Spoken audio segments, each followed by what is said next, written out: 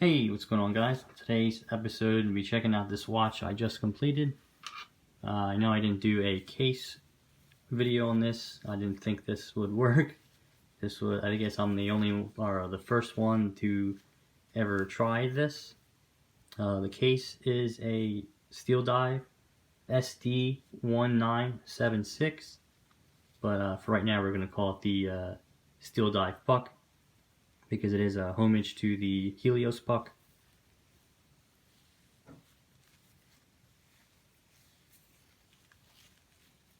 It's pretty cool that I was able to get this to work. Pretty nice bezel action.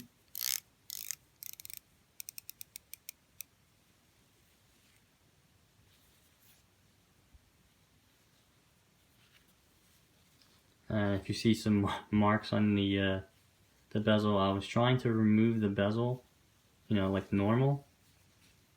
But to remove this bezel, it's actually connected to the crystal, which I didn't know, because this has a case back. So you would think that everything would just come out the bottom. It does not. It comes out the top. So to remove this bezel and crystal, you have to turn the crystal. I used that ball right there, or rubber ball, to remove the crystal. You just put the rubber ball on top of the crystal and turn it clockwise, and then you'll be turning the inside to remove it. There's threads on the inside, so that way you can remove it. And the original dial was actually really large. I think it was like 33 or 32 millimeters. So you would have to use a chapter ring, and for this one I used a regular SRP turtle chapter ring, which I sanded down because it was a little bit too big, and the inner diameter to the crystal was 32 millimeters, which was basically the same size of the turtle chapter ring. So we just sand it down a little bit, on the bottom and then on the sides, and then it just sits completely flush inside of the crystal, as you see here.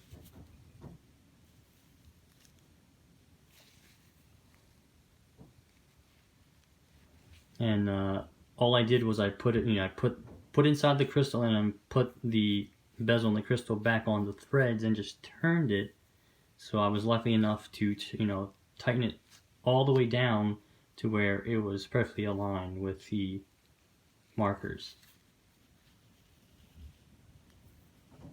So it does have a sapphire crystal. It does have a loomed insert right here, and it's a ceramic insert. It does have a helium escape valve at the 9 o'clock, which I think is pretty cool. 4 o'clock crown. It's unsigned. This was the sterile version, so it had no signage or nothing like that. So it's all brushed stainless steel, which is I love. I don't like polished. These screws are just for the looks. They don't really do anything. So if you do get one, guys, you don't have to remove the screws on there. And the dial I'm running, it's an aftermarket Sumo dial. I purchased this from my one watch buddy, Alex.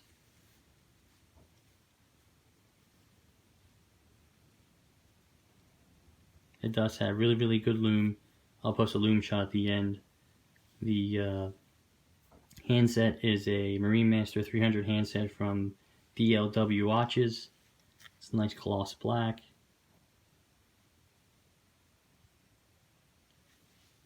It's a very, very nice watch. I'm glad I was able to make it work.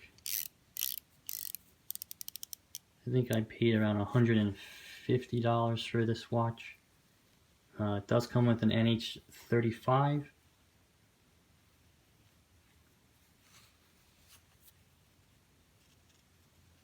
Let's get down to the dimensions.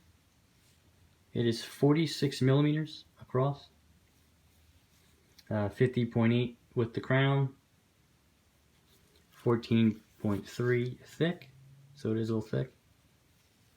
And then the lug, which I like, they're really you know, hidden. 33 millimeters and a 22 millimeter lug width.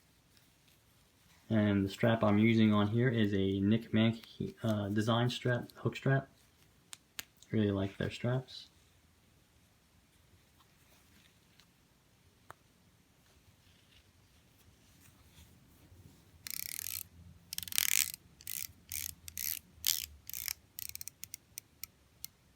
And it does have a Seiko style click spring in there.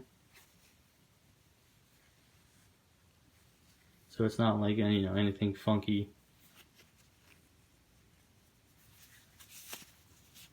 Let me put it on the wrist for you guys. And I have a 6.5 inch wrist. So it is quite small. But I think this watch wears really nice on my wrist.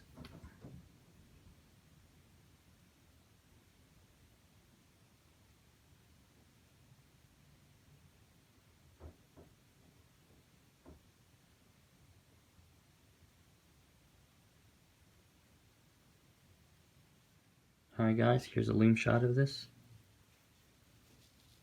As you can see, the handset is from DLW watches, so it's a different loom than the dial.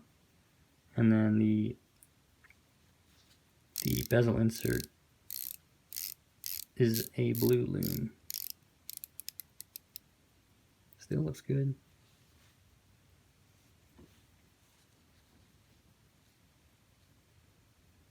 I'm just very surprised that the dial is an aftermarket dial and the loom is so bright. It honestly, it matches Seiko's Lumibright.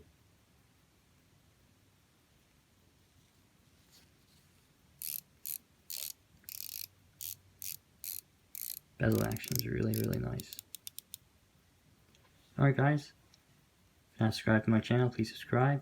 Hit the little bell icon to be notified of my next video. And I also have an Instagram, the Timekeeper IG, so give me a follow on there as well. Wonderful day guys. See you next vid.